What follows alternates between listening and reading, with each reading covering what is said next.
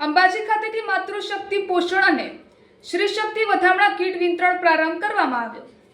અંબાજી ખાતેથી માતૃશક્તિ પોષણ અને શ્રી શક્તિ વધામણા કીટ વિતરણનો પ્રારંભ કરાવતા જિલ્લા કલેક્ટર શ્રી મિહિર પટેલ માતૃશક્તિ અને નવજાત દીકરીઓના સ્વાસ્થ્ય માટે અંબાજી મંદિર ટ્રસ્ટની અનોખી પહેલ 1800 કીટોનું કરાશે વિતરણ। દાતા અમીરગઢ અને હળાદની 12,000 સગર્ભા માતાઓને મળશે પૌષ્ટિક આહાર। આદિજાતિ વિસ્તારની બહેનોના પોષણ માટે વહીવટી તંત્રની પહેલ। માતૃશક્તિ સર્વ જીવનનો આધાર છે અને જ્યાં માતા સશક્ત હશે અને પોષણયુક્ત હશે ત્યાં એક તંદુરસ્ત સમાજનું નિર્માણ થશે। જિલ્લા કલેક્ટર શ્રી મિહિર પટેલ, બનાસકાંઠા જિલ્લા કલેક્ટર શ્રી અને શ્રી આરાસુરી અંબાજી માતા દેવસ્થાન ટ્રસ્ટના ચેરમેન શ્રી મિહિરભાઈ પટેલના અધ્યક્ષસ્થાને અંબાજી ચાંચર ચોક ખાતે માતૃશક્તિ પોષણ કીટ અને શ્રી શક્તિ વધામણા કીટ અર્પણ કાર્યક્રમનું આયોજન કરાયું હતું। કલેક્ટરશ્રીએ જણાવ્યું હતું કે આગામી 1 એપ્રિલ 2026થી લઈને 13 માર્ચ 2027 સુધી આદિજાતિ તાલુકાઓમાં 12,000 સગર્ભા બહેનોને માતૃશક્તિ પોષણ કીટ અને 6,000 બહેનોને શ્રી શક્તિ વધામણા કીટ અર્પણ કરાશે તે સુનિશ્ચિત છે। મંદિર ટ્રસ્ટ દ્વારા કુલ 18,000 કીટો તૈયાર કરાશે, જે આરોગ્ય વિભાગ દ્વારા વિતરણ કરાશે। આ પ્રસંગે જિલ્લા વિકાસ અધિકારી શ્રી એમ.જે. દવેએ જણાવ્યું હતું કે દરેક વ્યક્તિને યોગ્ય પોષણ મળી રહે તે માટે સરકારશ્રી દ્વારા અનેક યોજનાઓ અમલ બનાવવામાં આવી છે। આવનાર પેઢી મજબૂત અને સશક્ત રાષ્ટ્ર બને તથા કુપોષણ અટકાવવા માટે સહિયારા પ્રયત્નો કરીશું તેમ જણાવ્યું હતું।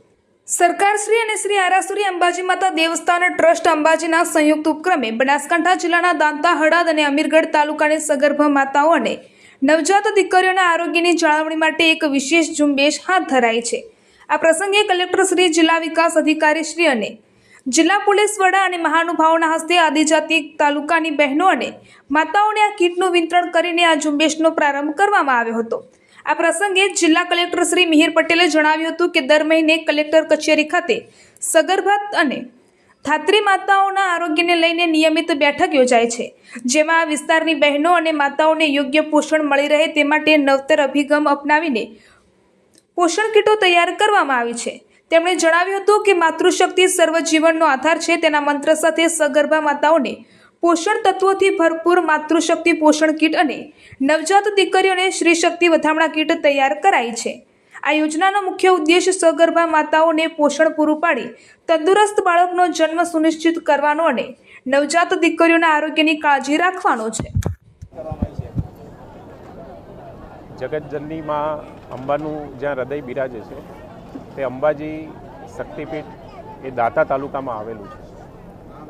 દાતા તાલુકા સહિત આસપાસના જે હળાદ અને અમીરગઢ તાલુકા છે એ પણ ટ્રાઇબલ તાલુકા છે।